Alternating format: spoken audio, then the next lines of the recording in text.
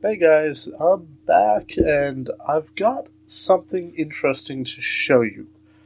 Now, I've only had one request for this type of information before, but I thought I would make a video just to subdue any questions that might come up in the future. Um, so, as you can see, this is my Minecraft server. This is off of GameServers. So you can see it's a little 5-man server with the $1 server that you can see in the ad down below. So click that ad if you want to have this for yourself. If you've seen my little preview, I don't know if Cheeseburger's ever going to post those videos. If he doesn't, then eventually I'm just going to convince him to give it up, and I will post them on my channel, whatever happens. But what I want to show you guys is something really cool. So, you can see the GameServers page there. This is the basic information. This shows that I do have a $1 server. I do have the 368 megabytes of RAM, just like everybody else would have. Now, what somebody approached me and said was that they've never been able to get Feed the Beast to work on GameServers, and that's why they've never used GameServers. In fact, they said they haven't been able to get them to work on any server platform besides hosting it himself. So what I want to show you is how I got it to work, and it was kind of cheating a little bit. But what GameServers does is they actually give you FTP access. You have complete and total control over your server. Now, you kind of are probably wondering at this point, okay, so I have FTP access, but how do I run scripts? That's the problem. And I found an easy solution for that. The system is already set up to run scripts. So I will show you here. Just let me pop this over. So this is the basic server. Once you install, I went in, I downloaded and installed this on my computer. This is the actual server. Now, this is all the basic files. You want to upload this to your FTP server. The only file that GameServers does not allow you any access to in any shape or form is the server properties file, which you can see it doesn't exist in the Feed the Beast mods. So, no problem there. Leave everything else alone. So, what you do, and this is the cheat, is you clear out the GameServer side. I downloaded everything, put it into a backup file in case I ever want to go back to the original vanilla. But they also have a button on their website. If you screw it up, you can reinstall the server. I don't recommend doing this over and over and over again, but if you screw it up, it's not the end of the world. They will fix it for you even on the dollar service. And it only takes I think it was 30 seconds to a minute for it to actually reinstall everything for you. They also say they will install mods and everything for you, but their support tickets usually take a few hours for them to actually go through them all.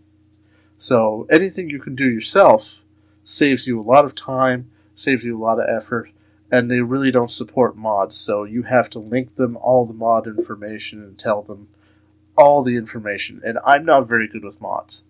Feed the Beast is an awesome setup that basically gives you all the mods in the package, and you don't even have to do any work yourself. You just run the client, run the server, and you have what you have. You have your server.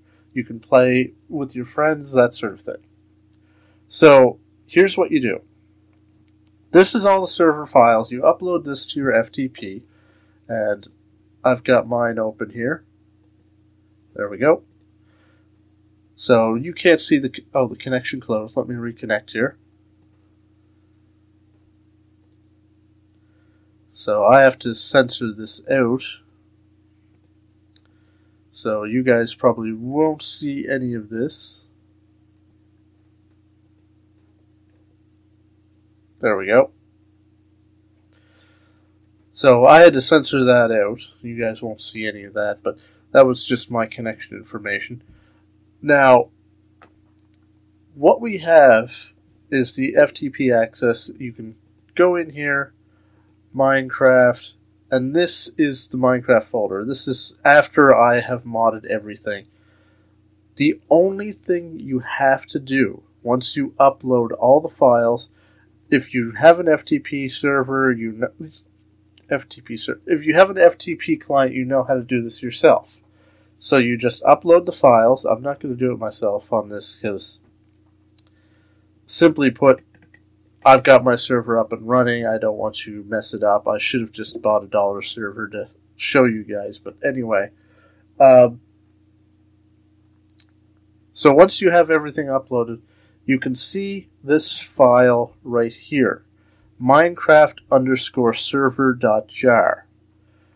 What you've got to do is rename this file, ftbserver.jar, to Minecraft_server.jar. You've got to match the original. And the reason you do this is that is your starting script. Whatever file is named Minecraft_server.jar, the server is going to start as its starting script. Now, there is one little catch. If you're using the website's client, so GameServers client program, then what's going to end up happening is that it won't recognize the server as started when it actually starts. It will say it's preparing to start. So it's not going to recognize, because it's not using its original information, it doesn't recognize the way it's written, but it will be started. It will start up just like normal. This is Feed the Beast Direwolf 20, the 1.4.7. I don't recommend using anything higher on a $1 server. If you get the more expensive ones, go right ahead. If you do it that way, it's wonderful. You can run pretty much anything on the higher end servers. Depending on how high end you want to go, there's an infinity mod pack that you need a couple of gigabytes of server setup. But yeah, if you set up any server on your side, it doesn't have to be Feed the Beast. It can be a regular Minecraft server with all your mods set up. All you do is change the original file .jar to Minecraft_server.jar and upload everything. And the server will recognize that script. It will run it. It will show all the details in its console as if it was running the regular vanilla. And you can play. So it's kind of a little weird that it works that way. And when you actually see it yourself, you'll be kind of wondering if it's working. I know I had to tinker with this for 4 hours before I figured out. I had to step down from the Direwolf, the original Direwolf 20, 1.7 point something, and down to the 1.4.7. But after I did this and I got it running, I was so surprised that it wasn't starting, and when I actually tried it, it was started. The server just did not recognize it as started in its script.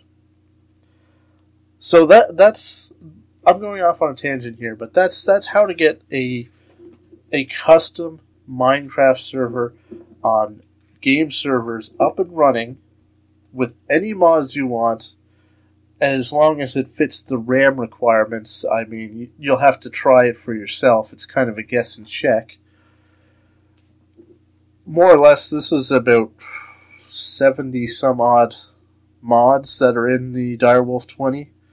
So if I can run 78 I think it is, mods on a $1 server off of Direwolf 20. If you do a custom, then you can probably run just about anything you want. So try it out for yourself. Click the link below. It really helps the channel if you're planning to buy something off their site, if you use the link, because it does help me. It helps me give more back to you guys, and I really want to give as much as I can. So, thanks for watching. If you have any comments, any updates to this, go right ahead and post it in the comments below. I might have missed something. I don't think I did. If you guys want a more in-depth walkthrough, if you're having trouble with it, again, post in the comments. I will give more detailed instructions. But till next time, guys, thanks for watching, and keep on popping.